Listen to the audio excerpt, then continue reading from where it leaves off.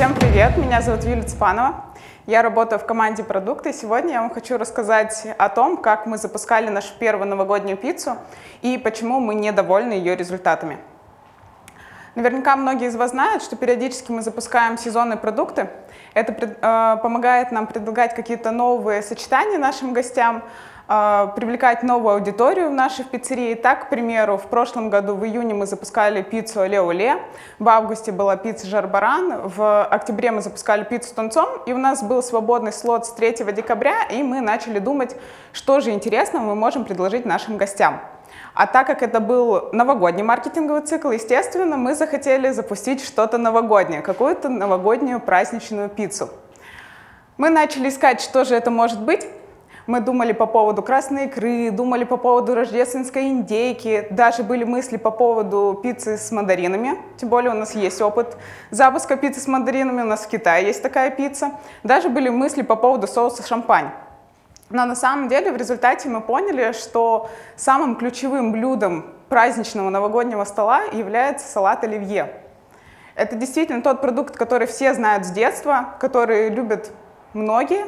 И этот продукт 100% ассоциируется с новогодними праздниками, но мы не хотели запускать классический салат оливье, который просто намазан на пиццу основу. Мы хотели запустить что-то крутое, необычное, какой-то не попсовый салат оливье в прочтении пиццы, условно от шефа, с какими-то премиальными ингредиентами, необычным сочетанием. Ну и, естественно, этот продукт должен был полностью быть пропитан новогодним настроением.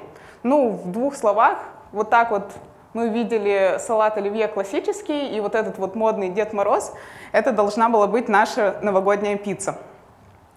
Что же мы сделали для этого? Во-первых, мы решили запустить пиццу с трюфельным соусом. Трюфель все больше становится популярным в ресторанной индустрии, все чаще мы можем видеть какие-то продукты, блюда с этим ингредиентом, даже есть моноконцепция, основанная на трюфеле, но при этом в массовом сегменте его мало используют, и мы подумали, что это может стать интересной изюминкой для нашей пиццы. Еще одной фишкой стала необычная форма. Мы решили запустить пиццу овальной формы в одном размере, что выделяло бы эту пиццу на фоне нашего основного меню, а также на фоне конкурентов.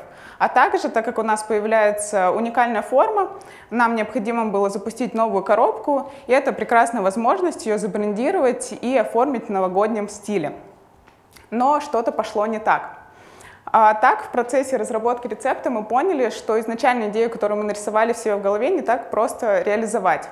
Ведь для того, чтобы запустить какое-то необычное сочетание с премиальными ингредиентами, нам необходимо было очень большое количество уникальных ингредиентов.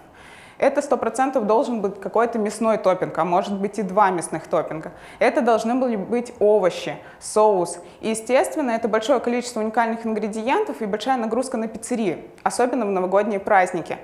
Поэтому мы поняли, что нам необходимо урезать условно наши хотелки и выбирать что-то одно либо 2 максимум уникальных ингредиента. Еще одной интересной историей стал наш трюфельный соус, который в процессе работы превратился во французский соус с ароматом трюфеля из-за ограничений по законодательству. Более того, потом мы поняли, что многие наши гости в принципе не чувствуют вкус трюфеля, этот вкус им не знаком, и для них это был просто майонез, которым мы, по их словам, заливали пиццу. Но стоит отметить, что у нас действительно получилась крутая упаковка с очень интересным дизайном и интересными сценариями, навеянными Новым годом. И многие, кому я давала эту коробку в руки, просто говорили «Вау», рассматривали ее со всех сторон, какие-то, может быть, даже додумывали сценарии. То есть коробка действительно получилась очень крутой. Что в результате мы запустили? Мы запустили пиццу оливье на непремиальных ингредиентах из нашей текущей матрицы. При этом в пицце все равно было 2 уникальных ингредиента. Это минимум, который нам нужен был, это овощная смесь и наш соус. Это была уникальная упаковка и открытка, в которой мы рассказывали о нашем продукте и поздравляли наших гостей с Новым годом. И также эта пицца получилась по высокой цене. Так в Москве можно было попробовать пиццу оливье за 715 рублей. В результате какие же результаты показала эта пицца? Пицца оливье продавалась с 3 декабря по 18 февраля официально. Сейчас идет период распродажи. И за весь этот промежуток времени наша сеть заработала около 35 миллионов рублей. И благодаря этой пицце привлекла около 6 тысяч новых клиентов. И кажется, что это хороший результат, хорошая сумма. Но, к примеру, если мы сравним эти результаты с продажи пепперони, одной из популярных пицц нашего основного меню, мы поймем, что все не так прекрасно. Ведь за тот же промежуток времени пепперони принесла на около 156 миллионов рублей и привлекла в нашу сеть более 183 тысяч новых клиентов. Мы поняли, что мы что-то сделали не так. Естественно, мы начали погружаться и разбираться, где мы ошиблись и какие выводы мы можем сделать на будущее, чтобы больше не повторять этих ошибок. И первый вывод, который мы сделали, был то, что нам очень важно не влюбляться в идею. Потому что на старте мы очень сильно влюбились в идею пиццы оливье, мы прямо ей прониклись, сразу побежали ее воплощать, реализовывать, искать ингредиенты, и на самом деле недостаточно ее прокраш-тестили. Вообще, в принципе, мы можем запустить такой продукт, который мы нарисовали себе в голове. Всего ли нам для этого достаточно? Еще один вывод, который мы сделали: очень важно правильно находить оптимальную цену для сезонных продуктов. Ведь в глазах гостей цена и ценность должны быть как минимум на одном уровне, а в идеальном мире еще и выше. Ценность должна быть выше цены. И если мы ставим очень высокую стоимость на сезонный продукт, то, по сути, мы отрезаем часть аудитории, которая, может быть, и хотела попробовать этот продукт, но они не хотят рисковать и поэтому не будут пробовать какое-то необычное новое сочетание для них. Также мы поняли, что один размер пицц очень сильно сужает аудиторию. Ведь на самом деле, когда мы начали анализировать продажи пиццы оливье в разрезе каналов, мы поняли, что практически 90% продаж были на доставку, там, где обычно заказывают продукт для компаний.